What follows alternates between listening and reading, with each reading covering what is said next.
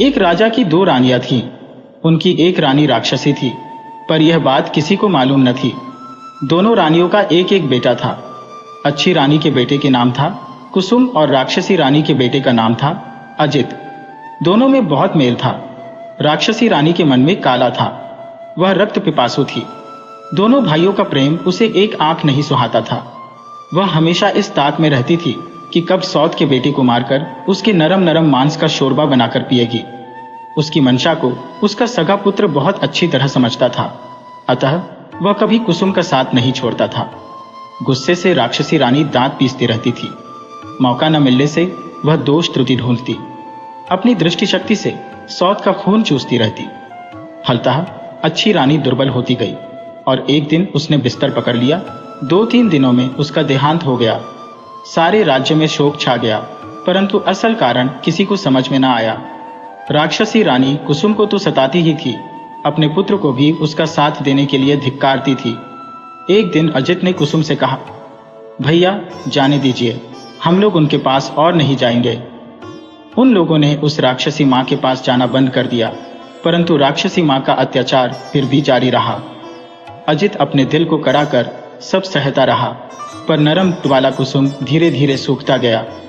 रानी ने जब देखा कि उसका सगा बेटा ही उसका शत्रु बन गया है, तो वह एकदम जल भून गई। एक रात राजा के हाथी खाने में एक हाथी की मौत हो गई, घुड़साल में एक घोड़ा मर गया और गौशाला में एक गाय मृत पाई गई। राजा गुस्सा 7वें आसमान पर चढ़ गया। दूसरी रात राजमहल में शोरगुल सुनकर राजा चिहुक कर उठे और तलवार लेकर अपने कमरे से बाहर निकले। सोने के पलंग पर अजित और कुसुम सोए थे। एक बड़ा राक्षस कुसुम को उठा लाया।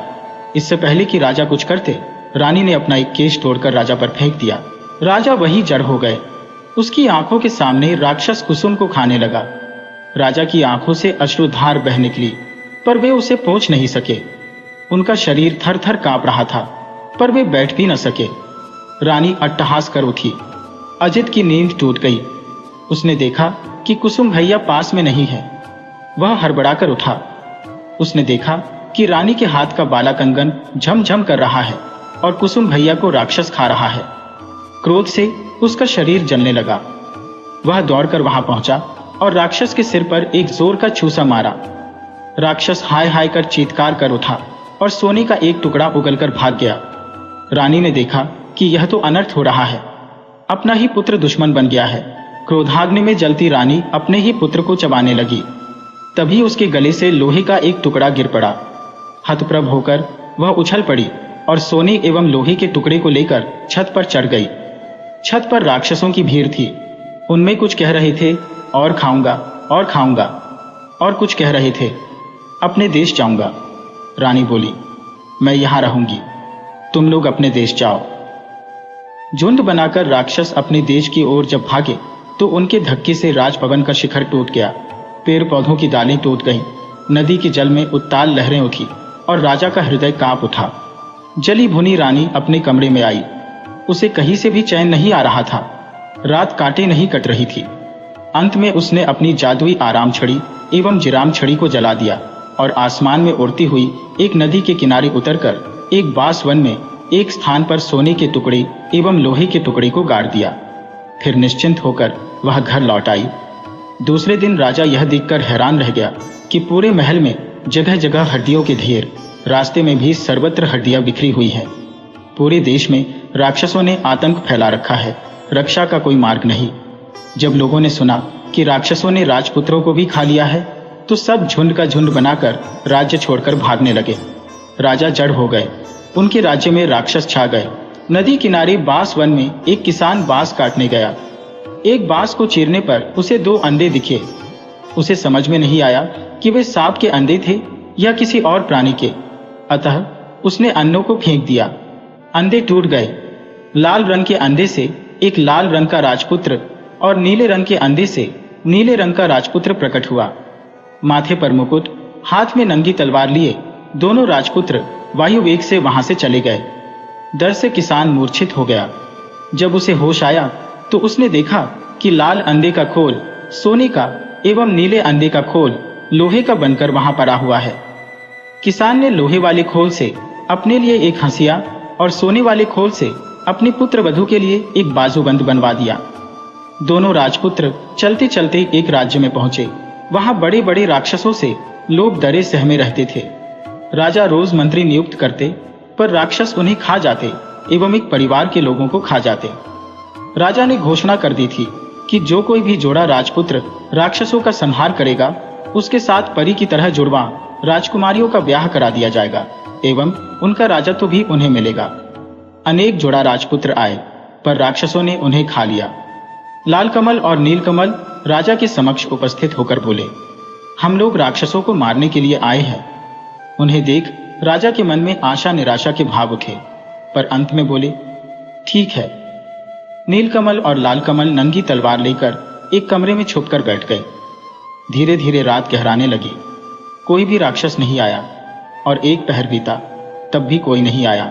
आधी रात बीतने पर भी कोई नहीं आया। दोनों राजपुत्रों को नींद आने लगी। नीलकमल ने लाल कमल से कहा, भैया मैं सो जाता हूं, बाद में मुझे जगाकर तुम सो जाना। राक्षस आकर अगर नाम पूछे तो मेरा नाम पहले बताना, अपना नाम पहले मत बताना। यह कहकर नीलकमल सो गया। थोड़ी देर बाद दरवाजे पर दस्तक हुई। लाल कमल तलवार को मजबूती से पकड़कर सावधान हो गया। राक्षस आए। शायद रोशनी में उन्हें ठीक से दिखाई नहीं देता था, इसलिए एक ने कहा, रोशनी बंद करो। लाल कमल बोला, नहीं। राक्षसों में जो सबसे बड़ा था गुस्से से गोंगो करने लगा। बोला, घर में कौन जाग रहा है रे? सारे राक्षस किच किच करते हुए बोले, कौन जाग रहा है, कौन जाग रहा है? लाल कमल ने कहा, लाल कमल से पहले नीलकमल जाग रहा है, और जाग रहा है तलवार, जाग रहा है घी का दिया, किसका आया है कार? नीलकमल का नाम सुनते ही राक्षस गण डर से 3 कदम पीछे हो गए। नीलकमल अपने पूर्व जन्म में राक्षसी रानी के गर्भ से पैदा हुआ था। उसके शरीर में राक्षस का ही खून दौड़ रहा होगा। राक्षस इस बात को जानते थे। सबने कहा, अच्छा तुम नीलकमल हो भी या नहीं, प्रमाण दो। राक्षसों ने अनेक चतुराई से उससे प्रमाण मानना आरंभ किया। राक्षसों के लीडर ने कहा, तुम लोग अपने नाखून दिखाओ। लाल कमल ने नीलकमल के मुकुट को तलवार की नोक पर रखकर बाहर दिखाया। उसे हाथ से छूकर आपस में बोलने लगे, बाप रे, जिसके नाखून इतने भयंकर हैं, पता नहीं वह कैसा होगा। लीडर ने फिर कहा, देखो तुम लोगों का थूक कैसा है। लाल कमल ने तलवार द्वारा दिए कि गर्म घी को उन पर छिड़क दिया। राक्षसों के रोए जलने लगे। वातावरण में दुर्गंध फैल गई। राक्षस गण गो गो करते हुए भागे। थोड़ी देर बाद फिर आकर वे बोले, तुम लोग अपनी जीभ दिखाओ जरा। लाल कमल ने अपनी और नील कमल की तलवारों को दरवाजे की फांक से बाहर निकाल दिया।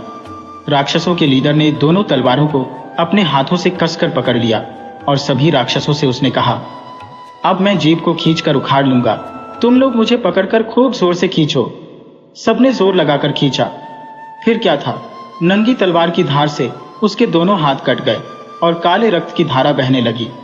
चिल्लाते हुए सभी राक्षसों के सिरों को लांघकर लीडर राक्षस भाग गया।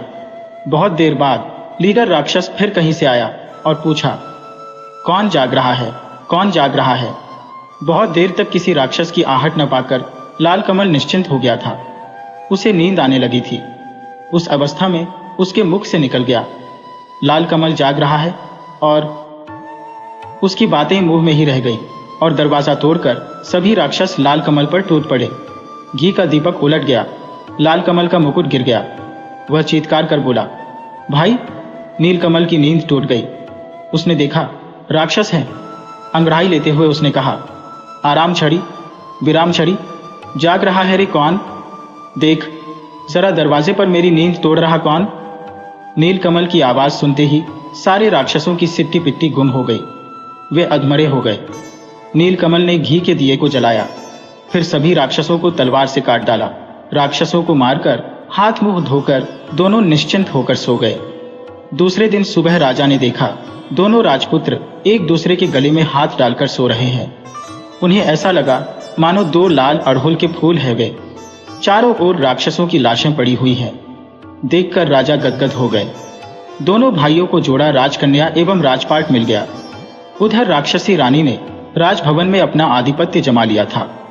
आई राक्षस एवं काई राक्षस नामक 2 राक्षस दूतों ने उन्हें राक्षसों की मरण कथा की सूचना दी। सुनकर रानी हतप्रभ होकर अपनी छाती पीटने लगी और बोली, आई रे, काई रे, अब तो मैं नहीं बचूंगी रे। राक्षसी रानी के कहने से आई काई दोनों राक्षस दूत सिपाही का वेश धारण कर नीलकमल एवं लाल कमल की राजसभा में गए और बोले, छाती में कील, पीठ में कील, हमारे राजा को जब तक राक्षसों के सिर का तेल नहीं दिया जाएगा उनकी बीमारी दूर नहीं होगी। लाल कमल नीलकमल ने कहा, ठीक है, तेल ला दूंगा। नई तलवारों में धार देकर दोनों भाई एक जंगल में पहुंचे। एक विशाल बरगद के पेड़ के नीचे विश्राम हेतु बैठे। पेड़ पर एक बेंगमा बेंगमी पक्षी का घोंसला था। बेंगमी ने बेंगमा से कहा, काश कोई दयालु व्यक्ति होता जो अपने 2 बूंद रक्त से हमारे बच्चों के प्राणों की रक्षा करता।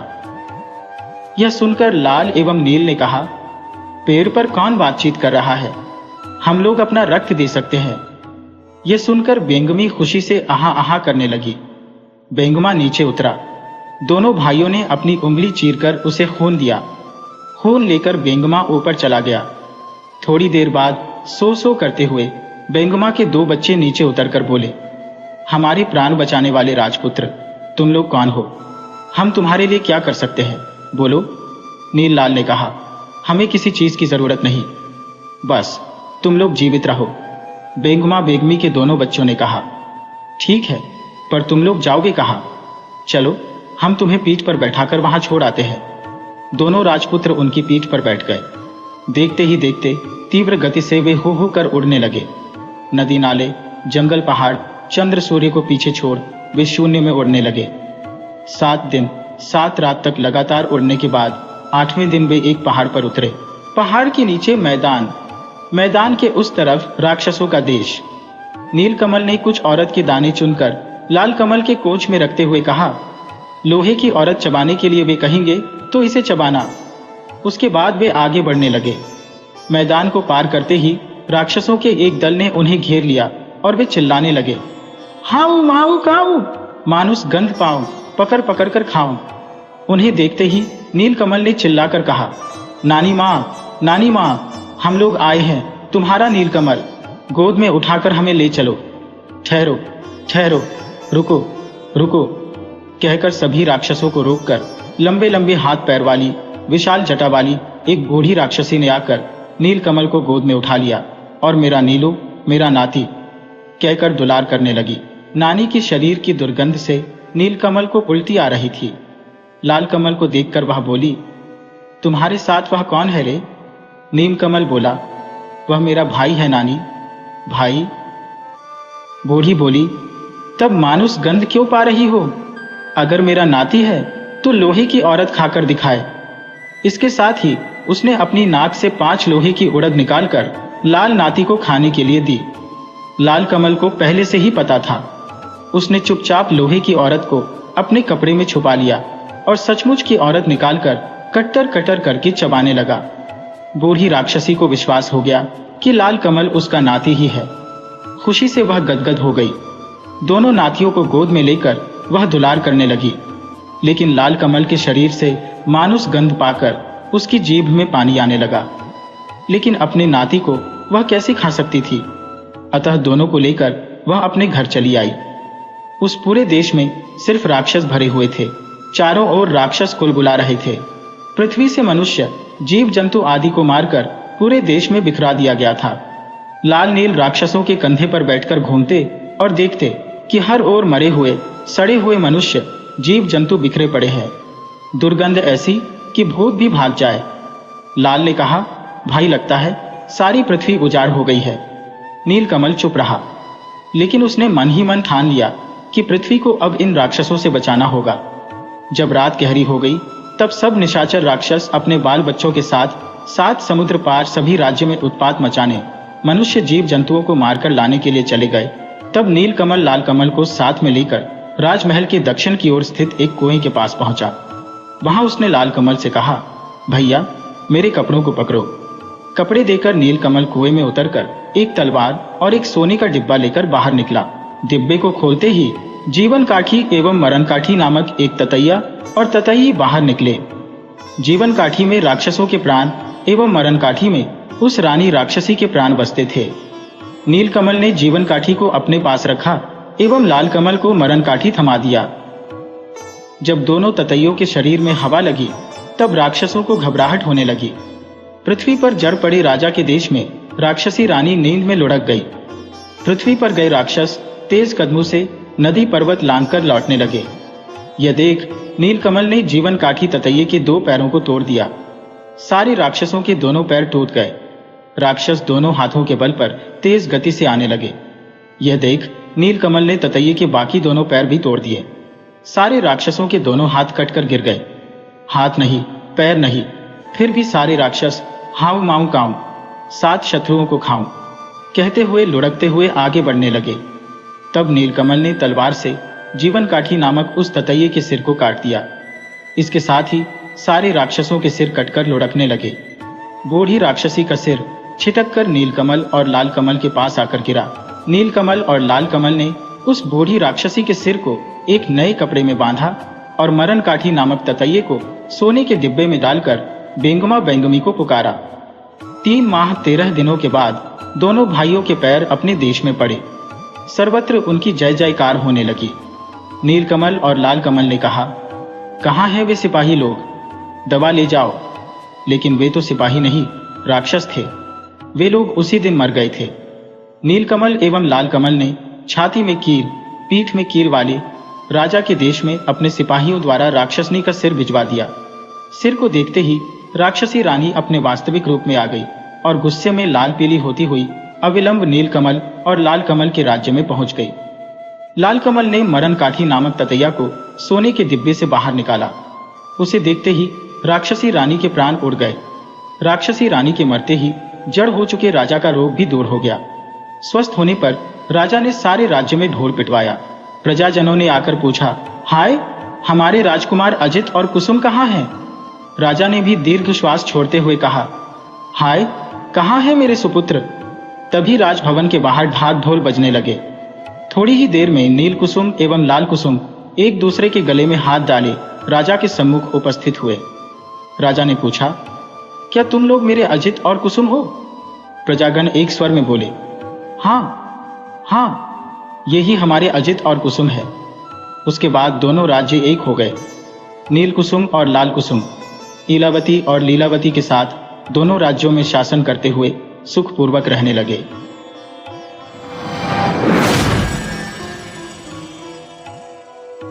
प्रीतमपुर गांव में सियाराम नाम का एक आदमी रहता था।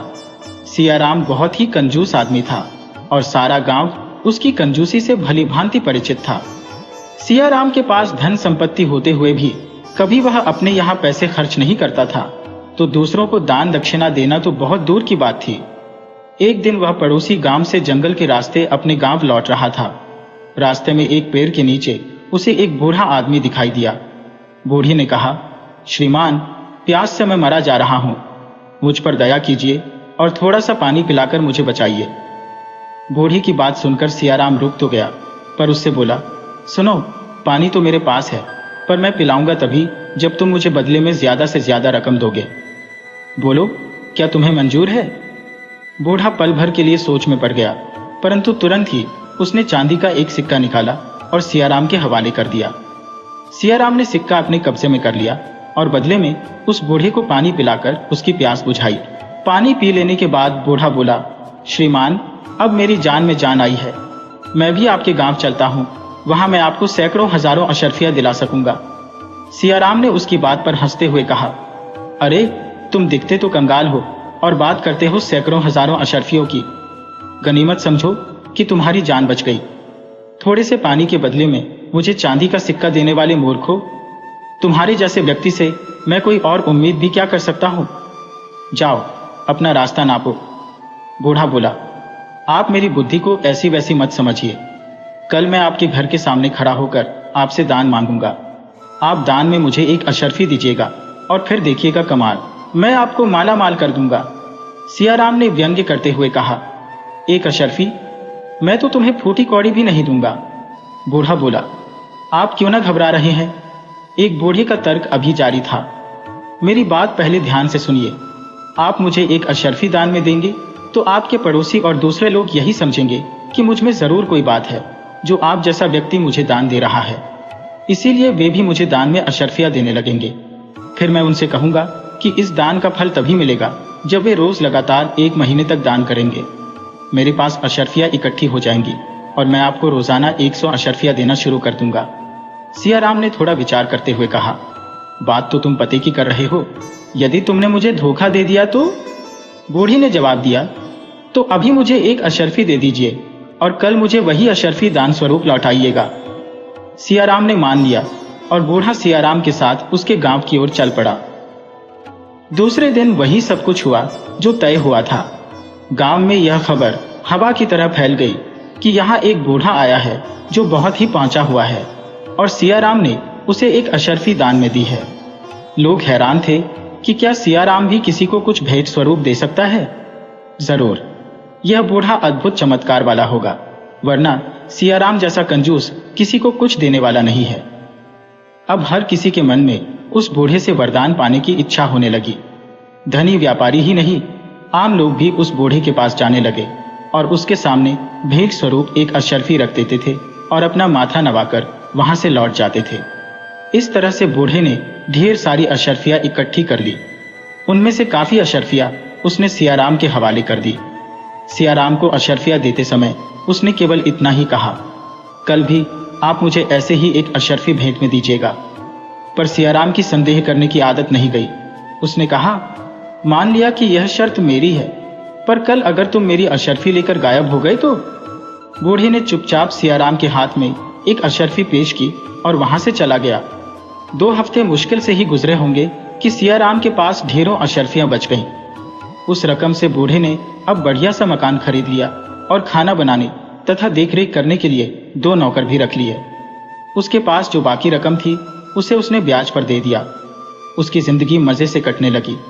लेकिन बूढ़ी ने सियाराम से हर रोज 1 अशर्फी भेंट में लेना नहीं छोड़ा। उधर जो लोग बूढ़ी को हर रोज भेंट चढ़ा रहे थे, उनके मन में कुछ संदेह जागा। एक व्यक्ति ने बूढ़ी की पूरी दिनचर्या पर नजर रखना शुरू कर दिया।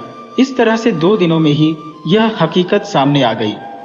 लोगों ने बूढ़ी और सियाराम को धर दबोचा और उन्हें पंचायत में पेश किया। बूढ़ा पंचायत के समक्ष बिल्कुल भी नहीं घबराया। उसने कहा, श्रीमान, इसमें सियाराम ने कोई धोखा नहीं दिया। उसने मुझ पर विश्वास किया और मुझे भेंट स्वरूप 1 अशर्फी देता रहा। बाकी लोगों ने जिन्होंने मुझे भेंट स्वरूप अशर्फियाँ दी है, मैंने किसी भी प्रकार का कोई शुल्क क्यों नहीं दिया? वे तो स्वयं ही मेरे पास आते रहे और भेंट चढ़ाते रहे, और भेंट स्वीकार करना कोई अपराध नहीं है। दूसरे, इस गांव में किसी भी परिवार से मेरे पास 15 से ज्यादा अशर्फियाँ नहीं है। हाँ, सियाराम से मैंने काफी फायदा उठाया है, जिसके बदले में मैं उसे भी ज्यादा अशर्फियाँ हर रोज देता रहा हूँ। लेकिन न्याय चाहने वाले इस विवरण से बिल्कुल भी संतुष्ट नहीं थे। वे बोले, यह तो केवल एक मनगढ़ंत कहानी है और हमें लूटने की साजिश है। यदि इन्हें छोड़ दिया गया तो ये दूसरे लोगों को भी धोखा देते रहेंगे, इसीलिए इन्हें सजा मिलनी ही चाहिए। तब बूढ़ी ने हाथ जोड़कर न्यायाधीश से प्रार्थना की, श्रीमान, जब मैं 25 वर्ष का था तब से यह योजना मेरे मन में चल रही थी। मैं गांव गांव घूमा, शहर शहर घूमा, लेकिन मुझे कोई ऐसा व्यक्ति नहीं मिला जो मेरी इस योजना को कार्य रूप देने में सहायक होता। अब कहीं बुढ़ापे में जाकर मुझे इस योजना को सफल करने का अवसर मिल पाया है। न्यायाधीश ने कहा, हम तुम पर कैसे विश्वास करें? क्या तुम्हें अपनी योजना को सफल करने के लिए यही गांव मिला? दूसरी जगहों पर तुम असफल क्यों रहे? बूढ़े ने उत्तर दिया, दूसरी जगहों पर लोग सियाराम जैसे कंजूस व्यक्ति का अनादर करते थे। ऐसे कंजूस व्यक्तियों की समाज में कोई प्रतिष्ठा नहीं थी, ना ही वे लोग ऐसे कंजूस व्यक्तियों का अनुसरण करते थे। इसीलिए अपनी योजना को अमल में लाने का मुझे कभी मौका नहीं मिला। यहाँ पर बात दूसरी है। यहाँ अनेक लोग सियाराम जैसे कंजूस व्यक्ति के ही रास्ते पर चलना चाहते थे और उससे लाभ उठाना चाहते थे। इसीलिए मुझे यहाँ पर कामयाबी मिली। बूढ़ी की बात पंचायत के सरपंच और न्याय चाहने वालों की समझ में आ गई। वे शर्म के मारे पानी पानी हो रहे थे। उधर सरपंच भी असलियत समझ गया था। उसने जान लिया था कि इस घोटाले के पीछे लोगों की स्वार्थ सिद्धि है, न कि बूढ़ी की चालबाजी। इसीलिए निर्णय बूढ़े और सियाराम के पक्ष में हुआ। इस घटना ने सियाराम को भी झकझोर कर रख दिया। उसे जैसे किसी ने आईने में उसका असली चेहरा दिखा दिया हो। उसमें एकदम परिवर्तन आ गया। अब वह वाला कंजूस सियाराम नहीं रहा। अब वह एक सच्चा धनी और एक सच्चा समाजसेवी बन चुका था।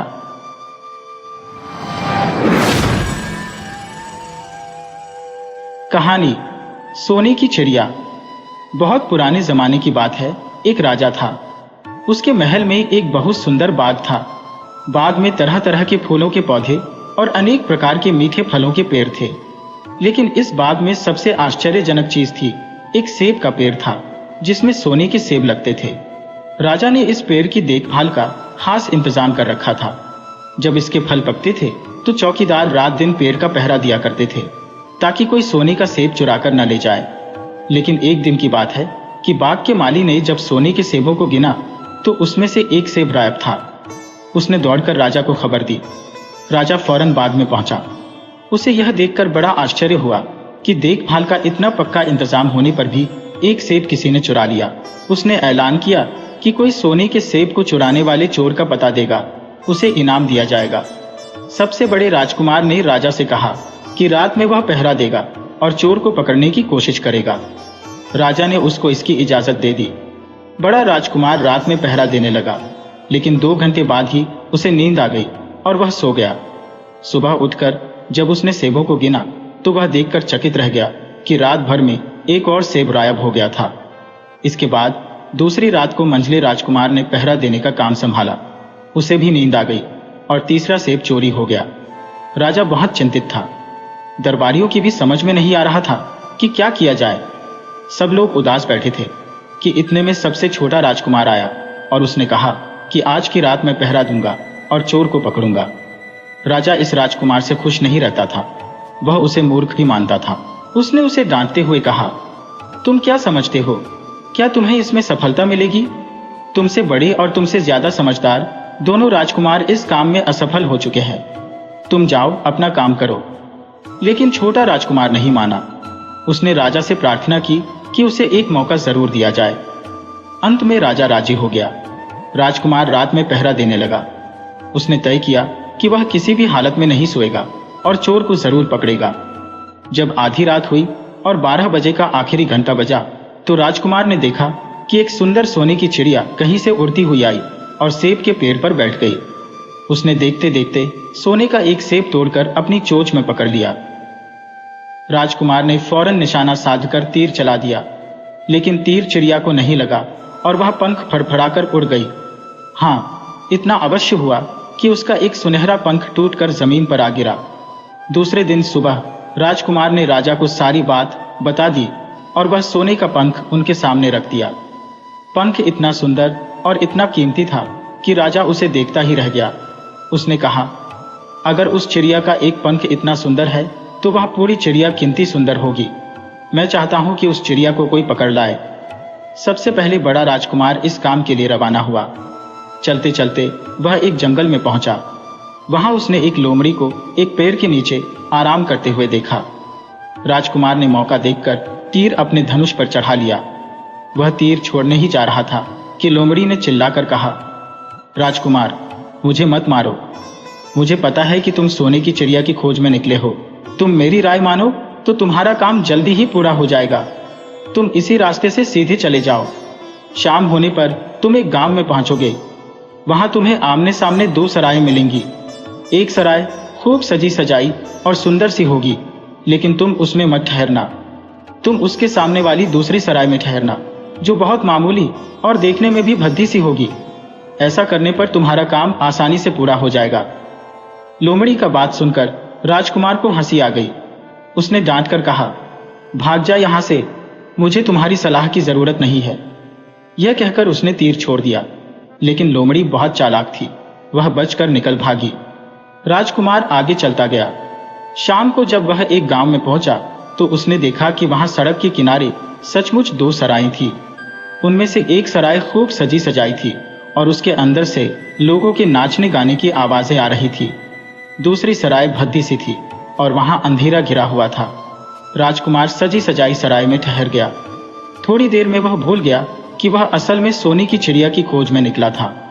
उधर जब काफी समय बीत गया और बड़ा राजकुमार नहीं लौटा तो मंझला राजकुमार सोने की चिड़िया की खोज में चल पड़ा। वह भी उसी तरह चलते चलते जंगल में पहुंचा तो वही लोमड़ी उसे भी मिली। इस राजकुमार ने भी लोमड़ी की बात पर कोई ध्यान नहीं दिया। जब वह शाम को उस गांव में पहुंचा तो बड़ी राजकुमार की तरह सजी सजाई सराय में ठहरा। वहां के नाच रंग में मस्त होकर वह भी अपना काम भूल गया, यहाँ तक कि उसे घर लौटने की भी सुध न रही। अंत में सबसे छोटे राजकुमार ने राजा से कहा कि मैं सोने की चिड़िया की खोज में जाऊंगा। राजा को विश्वास था कि जब उससे बड़े दोनों राजकुमार इस काम में सफल नहीं हुए तो इसे और भी सफलता नहीं मिलेगी, लेकिन उसके जिद करने पर राजा ने उसे इजाजत दे दी। छोटा राजकुमार तैयार होकर सोने की चिड़िया की खोज में निकला। जंगल में उसे भी लोमड़ी मिली।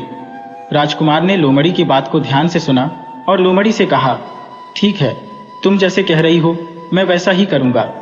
अब तुम जाओ, मैं तुम्हें नहीं मारूंगा। इस पर लोमड़ी खुश होकर बोली, तुम सबसे अच्छे लड़के मालूम होते हो। तुमने मेरी बात बात का मजाक नहीं उड़ाया और मुझ पर तीर नहीं चलाया। मैं तुमसे खुश हूं और तुम्हारी मदद करूंगी। आओ, तुम मेरी पूंछ पर बैठ जाओ, मैं तुम्हें उस सराय तक पहुंचा देती हूं। देखते देखते लोमड़ी की पूंछ काफी बड़ी हो गई और राजकुमार उस पर बैठ गया। उसके बैठते ही लोमड़ी हवा में उड़ने लगी और थोड़ी ही देर में मैदानों और पहाड़ों को पार करके उसी गांव में जा पहुंची। राजकुमार ने उसकी सलाह को मानकर छोटी और पुरानी सराय में ही डेरा डाल दिया। वह दूसरी सजी सजाई सराय से दूर ही रहा। दूसरे दिन सुबह उठकर जब वह आगे बढ़ा तो कुछ दूर चलने पर उसे वह लोमड़ी फिर से रास्ते में मिल गई। लोमड़ी ने उससे कहा, अब मैं तुम्हें बताती हूँ कि आगे तुम्हें क्या करना चाहिए। तुम सीधे चलो। आगे चलने पर तुम्हें एक बहुत बड़ा किला मिलेगा जिस पर सिपाही लोग पहरा दे रहे होंगे। तुम सिपाहियों से डरना मत और सीधे अंदर चले जाना, क्योंकि वे इस समय सो रहे होंगे। तुम बेधड़क होकर किले में घुसते चले जाना और उनके कमरों को पार करते हुए उस जगह पहुंच जाना जहां लकड़ी के एक मामूली से पिंजरे में सोने की चिड़िया बंद है। तुम चिड़िया को पिंजरे सहित उठाकर किले से बाहर ले आना, लेकिन एक बात याद रखना, चिड़िया के पिंजरे के पास ही एक बहुत सुंदर सा सोने का पिंजरा भी रखा होगा। तुम भूलकर भी चिड़िया को उस पिंजरे में मत रखना, मगर तुम उसे लकड़ी के पिंजरे में से निकालकर सोने के पिंजरे में रखने की कोशिश करोगे तो बाद में पछताओगे। ये कहकर लोमड़ी ने राजकुमार को फिर से अपनी पूंछ पर बिठाया और थोड़ी ही देर में उसको किले के पास पहुंचा दिया। राजकुमार ने किले का पास जाकर देखा कि सचमुच उसके पहरेदार सो रहे थे। वह बिना डरे सीधा महल में घुस गया और थोड़ी ही देर बाद वह उस कमरे में जा पहुंचा जहां सोने की चिड़िया एक पिंजरे में बैठी हुई थी। पिंजरे के पास ही सोने के 3 सेब पड़े हुए थे। इन सेबों को देखकर राजकुमार ने फौरन पहचान लिया कि ये सेब उसके पिता के बाग के ही थे।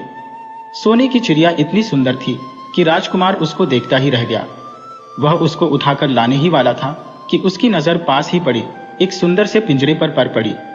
वह पिंजरा बहुत सुंदर था और उसमें तरह तरह के कीमती पत्थर जड़े हुए थे।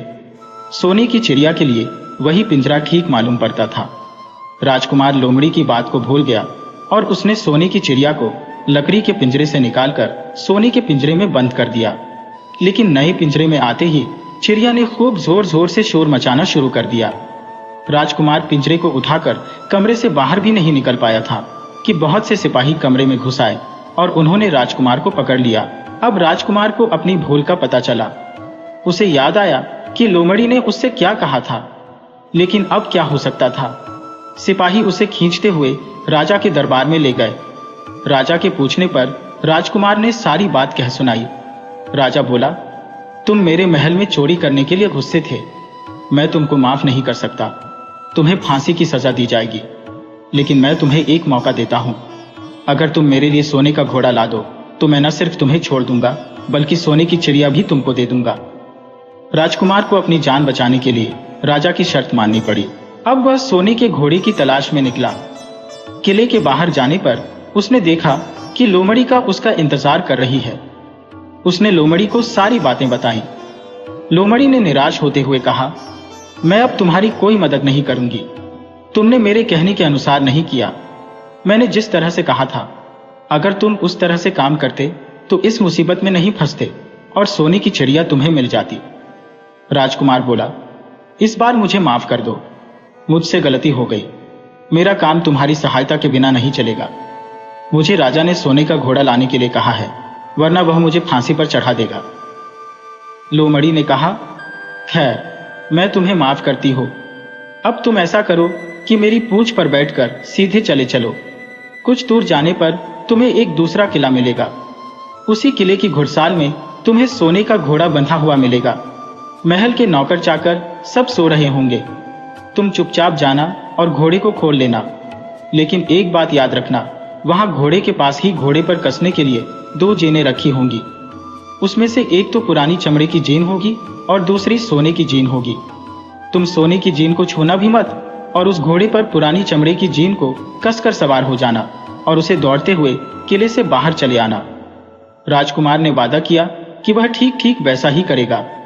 लोमड़ी ने उसको अपनी पूंछ पर बैठाया और कुछ ही देर में वह उसे ले किले के पास जा पहुंची। किले के पास पहुंचते ही लोमड़ी ने उसे नीचे उतारा और फिर वहां से चली गई। राजकुमार सीधा फाटक से किले में घुस गया। अंदर जाकर उसने देखा कि वहां के सभी नौकर चाकर सोए हुए थे। थोड़ी ही देर में वह किले की घुड़साल में जा पहुंचा। वहां एक बहुत सुंदर सुनहरा घोड़ा बंधा हुआ था। राजकुमार ने पास जाकर देखा कि वह घोड़ा सचमुच सोने का था। ऐसा सुंदर घोड़ा उसने सपने में भी नहीं देखा था। उसने आगे बढ़कर घोड़े को खोल लिया। जब वह बाहर निकलने लगा तो उसकी नजर एक कोने में पड़ी हुई सोने की जीन पर गई। यह जीन बहुत सुंदर थी और इसमें हीरे मोती जड़े हुए थे। उसके पास ही एक फटी पुरानी चमड़े की जीन पड़ी हुई थी। इतने सुंदर घोड़े पर पुरानी चमड़े की जीन कसना राजकुमार को अच्छा नहीं लगा। उसने सोने की जीन उठा ली और घोड़े पर कसना शुरू किया। इतने में घोड़ा जोर से हिनहिना उठा। किले के नौकर चाकर जाग गए। थोड़ी ही देर में राजकुमार पकड़ लिया गया। राजकुमार ने कहा, नहीं, यह नहीं होगा, तुम्हें तुरंत मेरे साथ चलना पड़ेगा। लेकिन राजकुमारी रोने लगी। इतनी सुंदर राजकुमारी को रोते देखकर राजकुमार का मन पिघल गया। अंत में वह राजी हो गया और बोला, जाओ, थोड़ी देर के लिए माता पिता से मिल आओ, लेकिन फिर तुरंत बाहर चली आना। लेकिन राजकुमारी ने जैसे ही किले में पैर रखा, किले के पहरेदार जाग गए और उन्होंने राजकुमार को पकड़ लिया। राजकुमार बहुत पछताया, लेकिन अब क्या हो सकता था। सिपाहियों ने उसे अपने राजा के सामने पेश किया। राजा बहुत निराश था। उसने उसी वक्त हुक्म दिया, इस राजकुमार को फौरन फांसी पर चढ़ा दिया जाए। यह सुनकर राजकुमार रोने गिड़गिड़ाने लगा। इस पर राजा ने थोड़ी देर विचार करने के बाद कहा, मैं अपनी आज्ञा वापस नहीं ले सकता, लेकिन अगर तुम मेरा एक काम कर दो तो तुम्हारी जान बच सकती है। हमारे किले के ठीक सामने यह जो बड़ा पहाड़ है, इसके कारण हमारे किले की सुंदरता नष्ट होती है। अगर तुम 8 दिन में इस पहाड़ को खोदकर साफ कर दो तो हम तुम्हें क्षमा कर देंगे और राजकुमारी का विवाह तुम्हारे साथ कर देंगे। राजकुमार किले के बाहर आकर पहाड़ को देखने लगा। उसके हाथ में एक छोटी सी कुदाली थी। उसकी समझ में नहीं आ रहा था कि इतना बड़ा पहाड़ 8 दिन में वह कैसे खोद सकेगा। फिर भी उसे अपनी जान तो बचानी ही थी, इसलिए वह पहाड़ खोदने लगा। धीरे धीरे 7 दिन बीत गए। इतने दिन तक लगातार खोदने पर भी पहाड़ का सिर्फ एक कोना ही खोद सका। वह दुखी होकर बैठ गया। उसे अब अपने पर बहुत अधिक क्रोध आ रहा था। वह मन में कहने लगा कि अगर मैंने लोमड़ी की बात मान ली होती तो कितना अच्छा होता। लोमड़ी ने मुझको हर बार ठीक सलाह दी और मैं हर बार उसका कहना न मानकर नई से नई मुसीबत में फंस जाता हूँ। राजकुमार इस तरह सिर झुकाए बैठा था कि अचानक उसे अपने पैरों के पास लोमड़ी की पूंछ हिलती दिखाई दी। उसने नजर उठाकर देखा, सचमुच वही लोमड़ी खड़ी थी। लोमड़ी ने मुस्कुराते हुए कहा, क्यों, क्या हाल है? इस बार तो तुम्हारी मदद करने की मेरी जरा भी इच्छा नहीं थी, लेकिन मैं 7 दिन से तुमको पहाड़ खोदते हुए देख रही हूँ। मुझे दया आ गई और मैं तुम्हारी मदद के लिए चली आई। जाओ, तुम बहुत थक गए हो, सो जाओ। मैं थोड़ी ही देर में तुम्हारा काम पूरा कर दूंगी। इस बार राजकुमार ने तय कर लिया था कि अब वह लोमड़ी जिस तरह कहेगी वह उसी तरह करेगा। वह चुपचाप उठकर एक तरफ सोने चला गया। थोड़ी ही देर में उसे नींद आ गई। सुबह जब वह सोकर उठा तो उसे अपनी आंखों पर विश्वास नहीं हो रहा था। वहां कहीं भी पहाड़ का नाम नहीं था और महल का सुंदर दृश्य दिखाई दे रहा था। राजकुमार सीधा राजा के पास पहुंचा। राजा उसके काम पर बहुत खुश था। उसने तुरंत अपने वादे के अनुसार राजकुमारी के साथ उसका विवाह कर दिया। जब राजकुमार उस सुंदर राजकुमारी के साथ कुछ दूर चला तो उसे रास्ते में फिर वही लोमड़ी मिली। लोमड़ी बोली, बधाई हो राजकुमार। राजकुमारी के साथ तुम्हें देखकर मुझे बड़ी खुशी हो रही है, लेकिन अब तुम्हें सोने का घोड़ा और सोने की चिड़िया भी प्राप्त करनी चाहिए, क्योंकि वे दोनों चीजें तुम्हारे ही लायक हैं और तुम उन्हें आसानी से प्राप्त कर सकते हो। राजकुमार बोला, लेकिन भला मुझे सोने का घोड़ा और सोने की चिड़िया कैसे मिल सकती है? मैं तो इस राजकुमारी को भी उस राजा के लिए ले जा रहा हूं। लोमड़ी ने कहा, नहीं, तुम ऐसा काम कभी मत करना। इस राजकुमारी के साथ तुम्हारा विवाह हुआ है और यह अब तुम्हारी ही है। अगर तुम मेरे कहने के अनुसार काम करो तो तुम्हें सोने का घोड़ा और सोने की चिड़िया भी मिल सकती है। तुम पहले इस राजकुमारी को लेकर सोने के घोड़े वाले राजा के पास जाओ। राजा खुश होकर तुमको सोने का घोड़ा दे देगा। तुम घोड़े पर सवार हो जाना और सवार होकर सबसे विदा लेना। राजकुमारी से तुम सबसे बाद में विदा लेना। जैसे ही तुम राजकुमारी के पास पहुंचो, तुम उसे हाथ से पकड़कर घोड़े के ऊपर खींच लेना और घोड़े को दौड़ा देना। सोने का घोड़ा इतना तेज दौड़ता है कि दुनिया का तेज से तेज घोड़ा भी उसकी बराबरी नहीं कर सकता। जाओ, तुम पहले इतना काम पूरा करो, इसके बाद आगे का काम मैं तुम्हें बाद में बताऊंगी। मैं तुम्हें वहां रास्ते में मिलूंगी। राजकुमार ने ठीक वैसा ही किया जैसा लोमड़ी ने उससे कहा था। जब सोने के घोड़े वाले राजा ने खुश होकर उसे इनाम में सोने का घोड़ा दिया तो राजकुमार उस पर सवार हो गया और उससे विदा लेने लगा। अंत में वह राजकुमारी को उठाकर घोड़े को तेजी से दौड़ाता हुआ किले से बहुत दूर निकल आया। रास्ते में एक पेड़ के नीचे लोमड़ी उसका इंतजार कर रही थी। उसे देखकर लोमड़ी बोली, शाबाश, अब तुम सोने की चिड़िया भी प्राप्त कर लो। जब तुम सोने की चिड़िया वाले राजा के पास पहुंचोगे तो वह इस घोड़े को देखकर बहुत खुश होगा। तुम उससे कहना कि पहले सोने की चिड़िया का पिंजरा मेरे हाथ में दे दो, तब मैं यह घोड़ा तुमको दूंगा। जब वह पिंजरा तुम्हारे पास लाए तो तुम पिंजरा उसके हाथ से छीन लेना और घोड़े को दौड़ा देना। बस ऐसे चिड़िया तुमको मिल जाएगी और कोई तुम्हें पकड़ भी नहीं सकेगा। इस बार भी राजकुमार ने ठीक वैसा ही किया। वह राजकुमारी के साथ ही घोड़े पर बैठा रहा और जब राजा ने उसके हाथ में सोने की चिड़िया का पिंजरा दिया तो उसने देखते देखते ऐड मार दी और सोने का घोड़ा हवा से बातें करने लगा। कुछ दूर चलने पर लोमड़ी उसे मिली। राजकुमार ने उससे कहा, तुमने मेरी बड़ी मदद की है। तुम्हारी वजह से मुझे न सिर्फ सोने की चिड़िया मिली बल्कि सोने का घोड़ा और इतना सुंदर राजकुमारी भी मिल गई। बताओ, मैं तुमको क्या इनाम दूं? मैं तुमको कुछ न कुछ जरूर देना चाहता हूं। लोमड़ी ने कहा, अगर तुम खुश हो तो मेरा एक काम कर दो। तुम एक तीर चलाकर मुझे मार दो।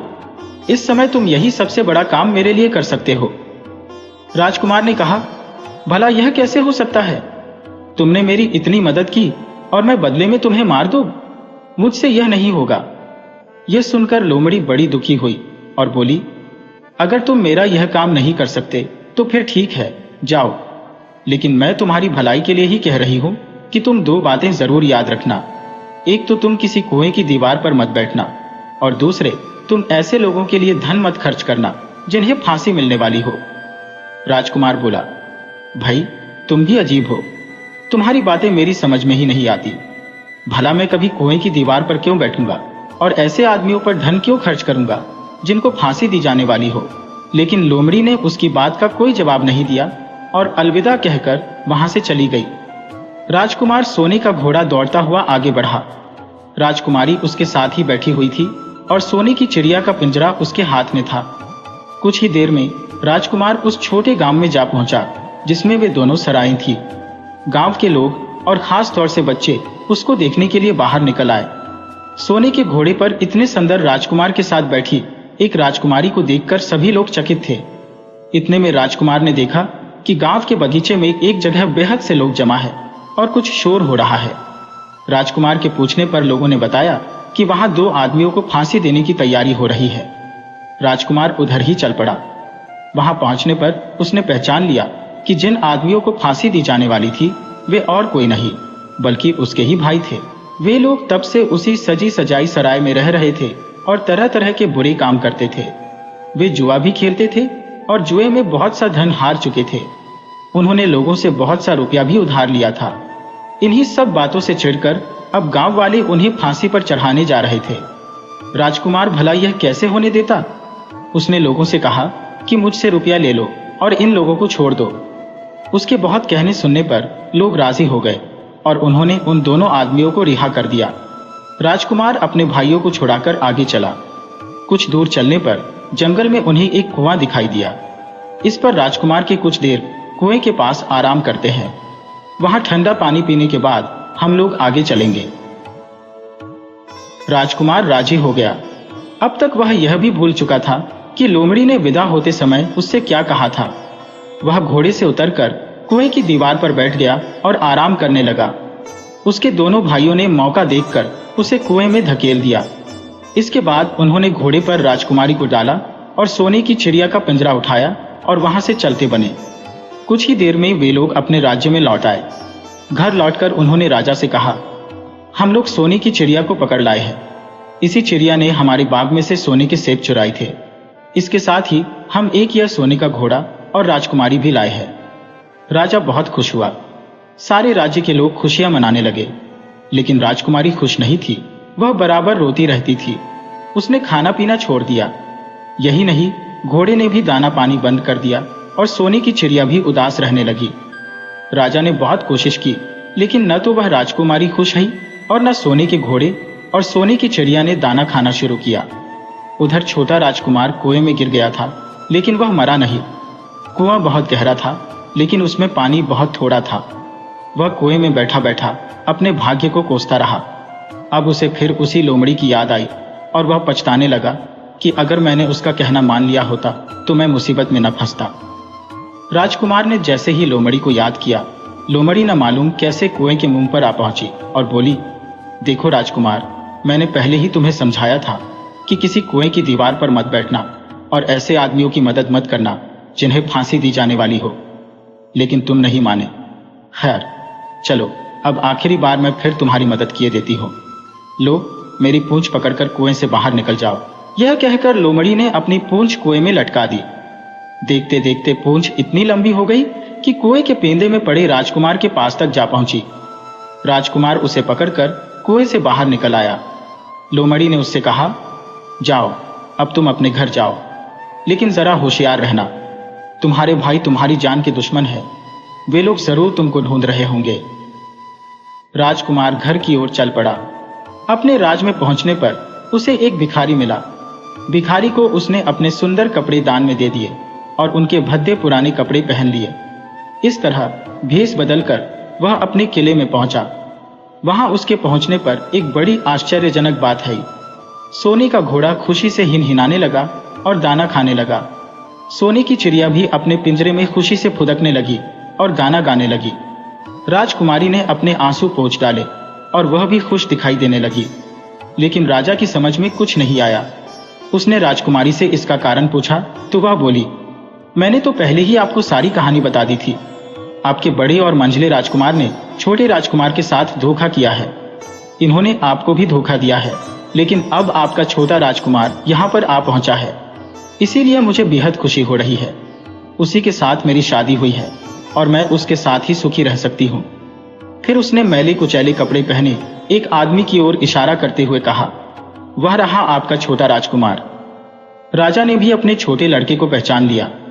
अब राजा ने अपने छोटे बेटे के बारे में अपने विचार बदल दिए। अब वह उसको बहुत समझदार और बहादुर मानने लगा और उससे बहुत अधिक प्यार करने लगा। उसने उसको राजगद्दी पर बिठाने का निश्चय किया। बड़े और मंझले राजकुमार ने अपने छोटे भाई को ही धोखा नहीं दिया था, बल्कि राजा को भी धोखा दिया था। इससे राजा उनसे बहुत नाराज था। उसने उन दोनों को अपने राज्य से निकलवा दिया। इसके बाद बड़ी धूमधाम के साथ राजकुमारी के साथ राजकुमार का विवाह हुआ और दोनों सुख से रहने लगे। लेकिन राजकुमार उस लोमड़ी को नहीं भूला था जिसने उसकी सहायता की थी। एक दिन समय निकालकर वह जंगल में उस लोमड़ी की खोज में निकला। बहुत ढूंढने के बाद एक पेड़ के खोखले भाग में उसने उस लोमड़ी को चुपचाप बैठे है देखा। लोमड़ी बहुत उदास थी और पहले से बहुत ज्यादा दुबली भी हो गई थी। राजकुमार को देखते ही लोमड़ी ने उसे पहचान लिया और कहा, आह, कहो राजकुमार, आज इधर कैसे भूल पड़े? राजकुमार ने कहा, मैं आज तुम्हें ही ढूंढने के लिए आया हूं। चलो, मेरे बाग में आराम से रहना। वहां तुम्हें किसी तरह की तकलीफ नहीं होगी। यहाँ तो जंगल में तुम्हें खाने पीने की तकलीफ होती होगी और जंगली जानवरों और शिकारियों का डर बना रहता होगा। लोमड़ी ने कहा, नहीं राजकुमार, मैं यहाँ ठीक हूँ और भला अब तुम्हें मेरे दुख से क्या लेना देना? तुम्हारा काम निकल गया, अब तुम सुख से अपने राज में रहो। राजकुमार बोला, नहीं, तुमने मेरा बड़ा उपकार किया है। मैं तुम्हें इनाम देना चाहता हूँ और अपने साथ ही रखना चाहता हूँ। राजकुमारी भी बहुत खुश होगी, वह भी तुमसे मिलना चाहती है। लोमड़ी बोली, अगर तुम सचमुच मुझे इनाम देना चाहते हो तो मेरा एक काम कर दो। मैंने तुमसे पहले भी कहा था कि तुम तीर चलाकर मुझे मार दो, इसी से मेरा लाभ होगा। असल में एक जादूगर ने मुझ पर जादू कर रखा है। मैं लोमड़ी नहीं हूं, मुझे उसके जादू के प्रभाव से लोमड़ी के रूप में रहना पड़ रहा है। मैं तो उसी देश का राजकुमार हूं जहां की राजकुमारी से तुम्हारा विवाह हुआ है। असल में वह राजकुमारी मेरी छोटी बहन है। अगर तुम तीर चलाकर मुझे मार दोगे तो इस जादू से मुझे मुक्ति मिल जाएगी और मैं फिर अपने देश लौट सकूंगा। राजकुमार को यह सुनकर बड़ा आश्चर्य हुआ। उसने फौरन अपने धनुष पर तीर चढ़ाया और लोमड़ी की ओर छोड़ दिया। तीर के लगते ही लोमड़ी मर गई और उसमें से एक सुंदर सा राजकुमार निकल आया। फिर दोनों राजकुमार आपस में गले मिले। इसके बाद दोनों राजकुमार वापस महल में लौट आए। वहां राजकुमारी अपने भाई से मिलकर बहुत खुश हुई।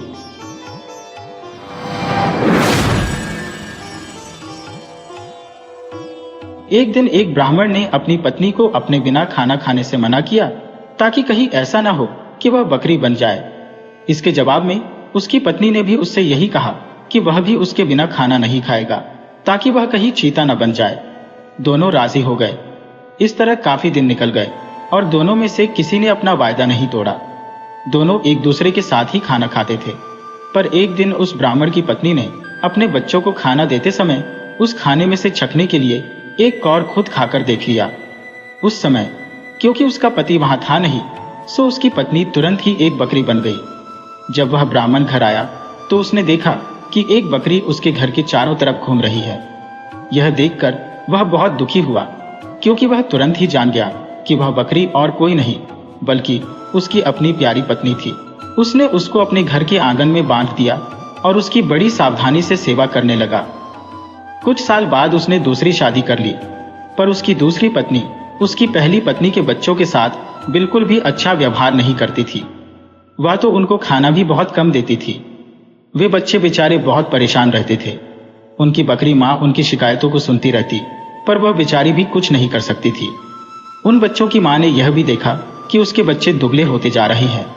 इसलिए एक दिन उसने अपने बच्चों में से एक बच्चे को अपने पास बुलाया और उससे दूसरों को भी यह बात चुपचाप बताने के लिए कहा कि जब भी उनको भूख लगे तो वे एक डंडी से उसके सींगों को मारें। ऐसा करने से उसके सींगों में से कुछ खाना निकल आएगा जिसे वे खा सकते थे। बच्चों ने ऐसा ही किया। अब जब भी उनको भूख लगती तो वे अपनी बकरी माँ के सींगों में डंडी मारते। इससे उनमें से कुछ खाना निकल आता और वे उसको खाकर अपना पेट भर लेते। इससे धीरे धीरे उनकी तंदुरुस्ती अच्छी होने लगी। पर यह तो उस सौतेली माँ की उम्मीदों के खिलाफ हो रहा था। उसके सौतेले बच्चे तो बजाय दुबले होने के और ज्यादा तंदुरुस्त होते जा रहे थे, जबकि वह खुद उनको बहुत कम खाना देती थी। वह उनको इतना तंदुरुस्त देखकर बहुत ही ताज्जुब में पड़ गई कि यह सब कैसे हो रहा था। कुछ समय बाद उस ब्राह्मण की दूसरी पत्नी ने एक एक आंख की बेटी को जन्म दिया। वह अपनी उस खानी बेटी को बहुत प्यार करती थी और उसकी किसी भी जरूरत को तुरंत ही पूरा करने को तैयार रहती थी, जिसको वह समझती थी कि वह उसको चाहिए। कुछ दिनों बाद जब वह लड़की काफी बड़ी हो गई, चलने फिरने लगी, बोलने चालने लगी, अच्छी तरह बात करने लगी, तो उसकी माँ उसको दूसरे बच्चों के साथ बाहर खेलने के लिए भेजने लगी। उसने उसको यह भी कहा कि वह अपने बड़े भाई बहनों पर निगाह रखे कि वे कब और कैसे खाते पीते हैं। लड़की ने कहा, ठीक है। वह लड़की उनके साथ सारे दिन रही और उसने वह सब कुछ देखा जो उनके साथ हुआ। यह सुनकर कि बकरी उसके सौतेले बच्चों को खाना दे रही थी, वह दूसरी पत्नी बहुत गुस्सा हुई। उसने तय कर लिया कि वह उस बकरी को जल्दी से जल्दी मरवा देगी। एक दिन उसने बहाना किया कि वह बहुत बीमार है और अपने इलाज के लिए एक हकीम को बुलवाया। उसने उस हकीम को रिश्वत दी और कहा कि वह उसके लिए दवा के तौर पर बकरी का मांस खाने के लिए बताए। उस हकीम ने ऐसा ही किया। ब्राह्मण अपनी पत्नी की बीमारी के लिए बहुत चिंतित था और हालांकि वह बकरी को बिल्कुल मारना नहीं चाहता था, फिर भी वह अपनी दूसरी पत्नी को ठीक करने के लिए उस बकरी को मारने को लिए तैयार हो गया। पर यह सुनकर उसकी पहली पत्नी के छोटे छोटे बच्चे बहुत रोए। वे बहुत दुखी होकर अपनी बकरी माँ के पास गए और उसको जाकर सब बताया। उनकी माँ ने कहा, मेरे प्यारे बच्चों, रो नहीं। जो जिंदगी में जी रही हो ऐसी जिंदगी से तो मर जाना अच्छा है। रो नहीं। मुझे तुम्हारे खाने को लेकर कोई दुख नहीं है, क्योंकि अगर तुम मेरा कहा करोगे तो खाना तो तुमको उसके बाद भी मिलता रहेगा। मेरे मरने के बाद तुम लोग मेरी हड्डियां इकट्ठी कर लेना और उनको किसी ऐसी जगह दबा देना जहां उनको कोई ढूंढ न सके। फिर जब भी तुमको भूख लगे तो तुम वहां आ जाना, तुमको वहां खाना मिल जाएगा। उस बकरी ने उनको यह सलाह बड़े समय से दे दी थी, क्योंकि जैसे ही उसने अपनी बात खत्म की और उसके बच्चे वहां से गए कि तभी एक कसाई अपना बड़ा सा चाकू लेकर वहां आ पहुंचा और उसने उस बकरी को मार दिया। उस बकरी के शरीर को टुकड़ों में काटकर पका दिया गया। ब्राह्मण की पत्नी ने उस बकरी के मांस को खाया, पर बच्चों को केवल हड्डियां ही मिली। बच्चों ने उन हड्डियों का वही किया जो उनकी बकरी मां ने उनसे करने के लिए कहा था। उन्होंने उसकी हड्डियां एक ऐसी जगह दबा दी जहां उन्हें कोई ढूंढ नहीं सकता था। जब उनको खाने की जरूरत होती तो वे वहां जाते और उन हड्डियों से खाना मांग लेते और उनको खाना मिल जाता। सो अब उनको फिर से खाना रोज और खूब मिल रहा था। अब वे भूखे भी नहीं रहते थे। उनकी तंदुरुस्ती फिर से ठीक होती जा रही थी। उस बकरी के मर जाने के कुछ समय बाद ब्राह्मण की पहली पत्नी की एक बेटी पानी के नाले में अपना चेहरा धो रही थी कि उसकी नाक की लौंग खुल गई और पानी में गिर गई। एक मछली पानी के साथ साथ उसको भी पी गई। अब हुआ यह कि एक मछियारे ने वह मछली पकड़ ली और राजा के रसोइये को बेच दी। रसोइये ने जब उस मछली को पकाने के लिए काटा तो उसको यह देखकर बड़ा आश्चर्य हुआ कि उसके अंदर तो नाक की एक लौंग थी। वह उसको लेकर राजा के पास गया तो राजा को भी उसमें रुचि हो गई। राजा ने अपने राज्य में यह मुनादी पिटवा दी कि जिस किसी की भी नाक की लौंग खो गई हो वह उसको राजा से आकर ले जाए। कुछ ही दिनों में उस लड़की का भाई राजा के पास आया और बोला कि वह नाक की लौंग उसकी बहन की थी। उसकी यह नाक की लौंग उसका चेहरा धोते समय नाले में गिर पड़ी थी। राजा ने उस लड़की को बुलाया तो वह उसकी सुंदरता और अच्छा व्यवहार देखकर इतना प्रभावित हुआ कि उसने उससे शादी कर ली और उसके परिवार की भी खूब सहायता की।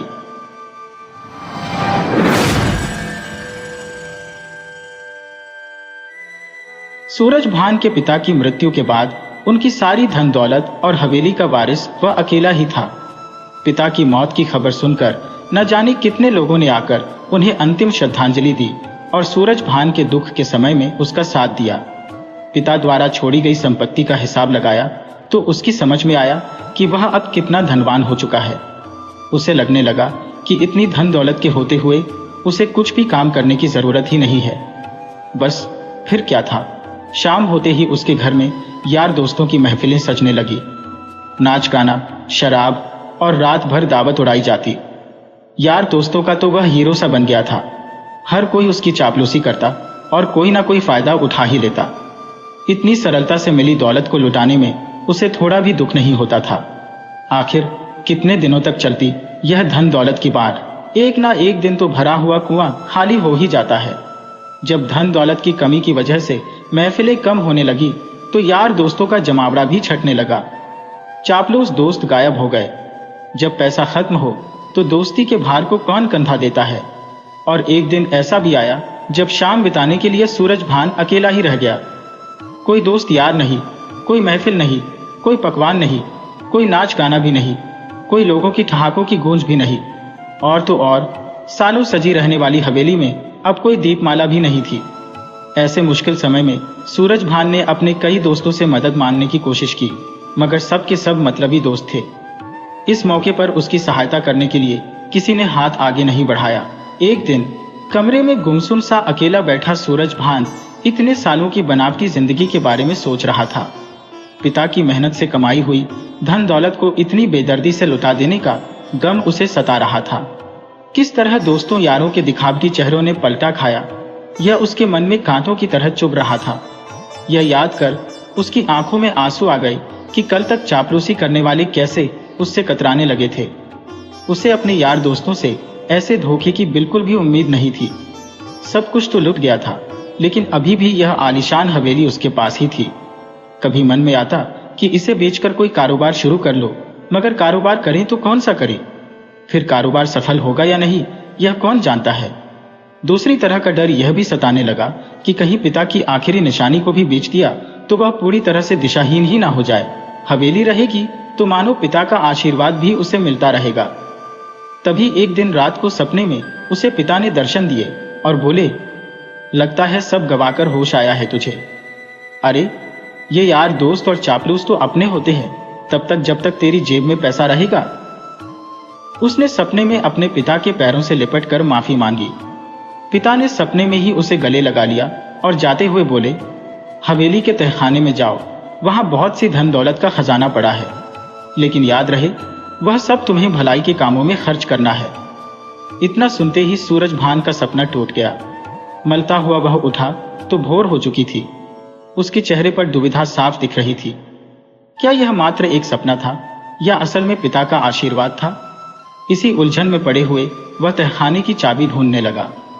तहखाने के दरवाजे और ताले पर धूल के साथ मकड़ियों का जाला भी लगा हुआ था।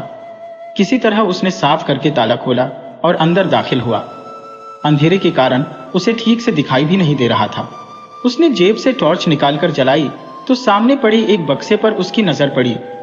बक्सा खोला तो उसके अंदर कुछ पुरानी तस्वीरें और फोटो एल्बम पड़ी हुई थी। शायद उसके बचपन की तस्वीरें थी। वह पुरानी तस्वीरें देखकर उसके चेहरे पर हल्की सी मुस्कान आ गई। वह सोचने लगा कि पिताजी का बताया हुआ कोई खजाना तो नहीं मिला।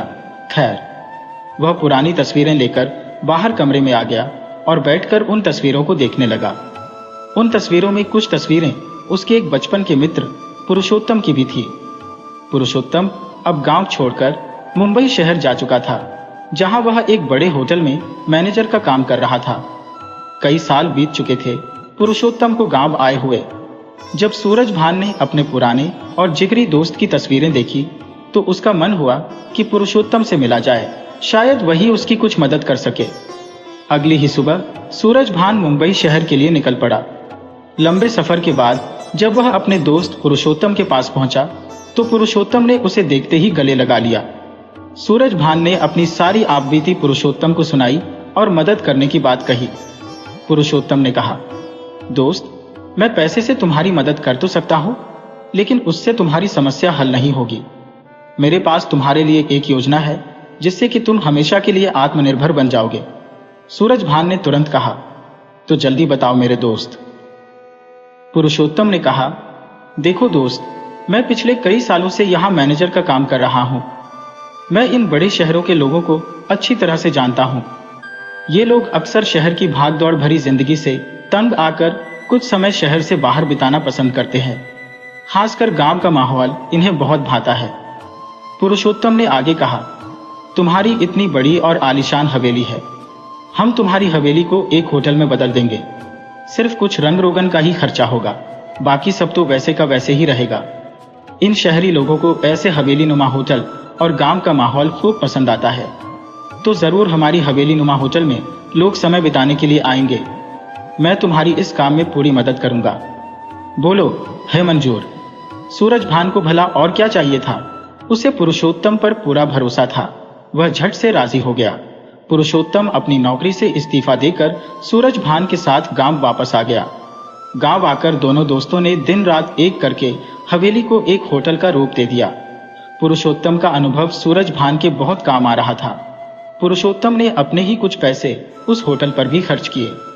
देखते ही देखते दोनों की योजना सफल होने लगी। हवेली वाला होटल खूब चलने लगा। दूर दूर के शहरों से लोग वहां आने लगे। अब दोनों दोस्त मिलकर हवेली नुमा होटल को चलाने लगे। सूरजभान को अब समझ में आ गया था कि उसके पिता ने सपने में आकर जिस खजाने की तरफ इशारा किया था, वह खजाना असल में उसका दोस्त पुरुषोत्तम ही था। कुछ ही सालों में सूरजभान ने इतना पैसा कमा लिया कि उसने अपने पिता के नाम से एक अस्पताल बनवा दिया। इस अस्पताल में गरीबों के लिए बिल्कुल मुफ्त इलाज होता था। उस अस्पताल में इलाज के लिए आने वाले गरीब लोग जब इलाज करवाकर वापस जाते तो वह सूरजभान को बहुत दुआएं देते थे, और उनकी दुआओं का असर यह हुआ कि सूरजभान और पुरुषोत्तम अपने काम में कामयाबी की सीढ़ियां चढ़ते ही जा रहे थे। अब सूरजभान को पैसे की अहमियत का पता चल गया था और अपने पिता के आशीर्वाद से वह एक बेहतर इंसान बन चुका था। तो दोस्तों, इसी तरह की इंटरेस्टिंग कहानियां सुनने के लिए चैनल को सब्सक्राइब कर लीजिए। वीडियो को लाइक और कमेंट करना बिल्कुल मत भूलिए। Thank you for watching.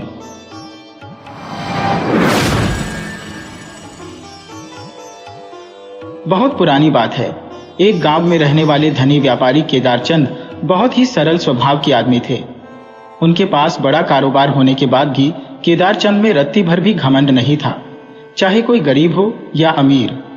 केदारचंद सभी को बहुत ही सम्मान देते थे। वे बहुत ही धार्मिक विचारों वाले व्यक्ति थे और साथ ही वह कुछ न कुछ परोपकार के काम भी करते रहते थे। केदार चंद ने गांव में एक बहुत ही सुंदर मंदिर बनवाना शुरू किया। कुछ ही समय में मंदिर का काम पूरा हो गया और मंदिर के लिए जमीन और बाकी सारे खर्चों की व्यवस्था की दर चंद नहीं की थी। मंदिर में भगवान की पूजा के लिए एक पुजारी भी रखा गया। मंदिर का खर्चा ठीक से चलता रहे और इसके लिए कई खेत और बगीचे मंदिर के नाम लगाए गए। केदार चंद ने ऐसा प्रबंध किया कि जो भी मंदिर में भूखा, दिन दुखी या साधु संत आए, वो वहां पर 2-4 दिन ठहर सके। अब उन्हें एक ऐसे आदमी की जरूरत थी जो मंदिर की संपत्ति का प्रबंध करे और मंदिर के सभी कामों को ठीक ठाक चलाता रहे। बहुत से लोग इस काम के लिए केदार चंद के पास आए, लेकिन उन्होंने सबको माना कर दिया और कहा कि मुझे एक भला आदमी चाहिए जिसे मैं अपने आप ही ढूंढ लूंगा। केदार चंद के इस जवाब से गांव के बहुत से लोग उन्हें मान ही मान में गालियां देते थे। बहुत लोग उन्हें मूर्ख या पागल समझते थे, लेकिन केदार चंद किसी की बात पर ध्यान नहीं देते थे। जब मंदिर के पैठ खोलते और भगवान के दर्शन के लिए लोग आने लगते, तब केदार चंद अपने मकान की छत पर बैठकर आने जाने वाले लोगों को देखते। मंदिर की सीढ़ियों पर कई भिखारी भीख मांगने के लिए बैठ जाते और कई सेठ लोग ऐसे भी आते जो सीढ़ियों पर बैठे हुए गरीबों को रोज खाना खिलाते। एक दिन केदार चंद ने अपने मकान की छत से एक आदमी को देखा जिसके कपड़े मैले और फटे हुए थे और वह ज्यादा पढ़ा लिखा भी नहीं प्रतीत होता था। वह रोज मंदिर में दर्शन के लिए आता, फिर खाना खाने के लिए सीढ़ियों पर बैठ जाता और रोज मंदिर के बाहर खाना खाकर ही वापस जाता था। केदार चंद कई दिनों तक लगातार उसे आदमी को देखते रहे। फिर एक दिन जब वह आदमी मंदिर आया तो केदार चंद ने उसे रोका और अपने पास बुलाया। केदार चंद ने कहा, क्या तुम इस मंदिर की व्यवस्था संभालने का काम करोगे? वह आदमी बड़े ही आश्चर्य में पड़ गया। उसने कहा, केदार चंद जी, मैं तो बहुत पढ़ा लिखा भी नहीं हूं, मैं इतने बड़े मंदिर का प्रबंध कैसे कर सकता हूं? केदार चंद ने उसके प्रश्न का उत्तर दिया, मुझे कोई बहुत विद्वान आदमी नहीं चाहिए, मैं तो बस एक भले आदमी को मंदिर का प्रबंधक बनाना चाहता हूं। उसे आदमी ने कहा, मैं तो एक साधारण सा मजदूर हूं, गांव में ही मेहनत मजदूरी करता हूं और खाना खाने के लिए मंदिर आता हूं। मुझ में क्या देखा आपने जो बाकी सबको छोड़कर मुझको चुना है? तब केदार चंद ने कहा, देखो भाई, मुझे पता है तुम रोज खाना खाने के लिए मंदिर आते हो और मंदिर में भगवान के दर्शन भी करते हो, और जहां तक तुम्हारे काम की बात है, तुम मेहनत मजदूरी करना कोई गलत काम नहीं है। कोई भी काम छोटा नहीं होता। बताओ क्या करोगे मंदिर में प्रबंधक का काम? उसे आदमी ने केदार चंद की बात मानकर मंदिर में प्रबंधक का काम करने के लिए हाथ बढ़ाया। उसका नाम किशोरी था और वह गांव में ही मजदूरी का काम करता था। अगले ही दिन यह बात पूरे गांव में आग की तरह फैल गई कि केदार चंद ने एक मजदूर किशोरी को मंदिर के काम के लिए रख लिया है। सभी गांव वाले हैरान थे। उसी दिन कई गांव वाले इकट्ठा होकर केदार चंद के पास पहुंचे। उन लोगों को केदार चंद से काफी नाखुशी थी कि गांव में इतने पढ़े लिखे और काबिल लोग होने के बावजूद केदार चंद ने एक मजदूर को मंदिर का प्रबंधक चुन लिया। तब एक नेक गांव वाला केदार चंद से कहा, केदार चंद जी, गांव में इतने काबिल और पढ़े लिखे लोगों के होते हुए भी आपने किशोरी मजदूर को मंदिर का काम क्यों सौंप दिया? आपका यह फैसला बिल्कुल गलत है। जो खुद मंदिर की सीढ़ियों पर मंगा हुआ भोजन करता हो, वो मंदिर का प्रबंधक कैसे बन सकता है? केदार चंद बड़े ही शांत से उनकी बातें सुनते रहे और फिर उन्होंने कहा, देखिए, आप सभी ध्यान से मेरी बात सुनिए। मैंने पिछले कई दिनों से अपने मकान की छत पर बैठकर देख रहा हूं कि मंदिर की सीढ़ियों पर कई गरीब और दिन दुखी लोग खाना खाने के लिए आते हैं और कई सज्जन और डैन लोग उन्हें खाना बांटने का काम करते हैं। दोनों ही तरह के लोग अपना अपना काम करके चले जाते हैं, परंतु अपने पीछे वो झूठे पत्तल बचा हुआ खाना और मक्खियों को छोड़ जाते हैं। लेकिन किशोरी खाना खाने के बाद सबसे बाद में जाता था और पूरी सीढ़ियों को बिल्कुल साफ सफाई करके ही जाता था। उसने कभी झूठे पत्तल उठाने में कोई शर्म महसूस नहीं की। वह चाहता तो वह भी बाकी लोगों की तरह बिना कुछ किए जा सकता था, पर किशोरी का यही गुण मुझे भा गया। एक भले इंसान की यही पहचान है, इसीलिए मैंने किशोरी को इस मंदिर का प्रबंधक चुन लिया। आप सभी मुझे बताइए, क्या आप में से किसी ने कभी मंदिर की सीढ़ियों की साफ सफाई की है? उनकी बात सुनकर सभी लोगों की नजरें झुक गईं। वे सभी अपने आप पर शर्मिंदा हो गए कि किशोरी को मंदिर का प्रबंधक बनाकर केदार चंद जी ने बिल्कुल सही फैसला लिया। अब केदार चंद भी निश्चिंत थे कि उनके मंदिर को एक अच्छा प्रबंधक मिल गया है और किशोरी पूरी ईमानदारी से मंदिर का सारा काम करके अपना जीवन निर्वाह करने लगा।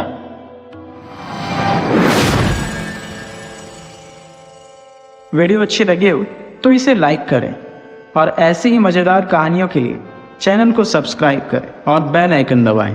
ज़्यादा से ज़्यादा अपने दोस्तों को शेयर करें। धन्यवाद।